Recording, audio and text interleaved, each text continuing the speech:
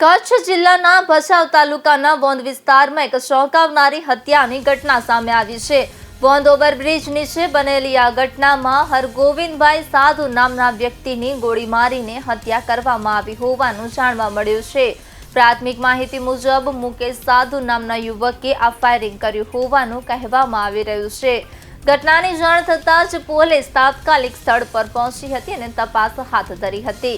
સ્થળ પરથી એક રાઉન્ડનું ખાલી ખોખું પોલીસે કબજે કર્યું છે, જે ફાયરિંગ થયાનું સ્પષ્ટ કરે છે। સાથે સાથે ત્યાંથી તલવારનું ખાલી મ્યાન પણ મળી આવ્યું છે, જેને આધારે ઘટનામાં વધુ હથિયારોના ઉપયોગની શક્યતા પણ વ્યક્ત કરવામાં આવી રહી છે। પ્રાથમિક તપાસમાં હત્યા અંગત પારિવારિક અદાવતને કારણે કરવામાં આવી હોવાની આશંકા પોલીસે વ્યક્ત કરી છે।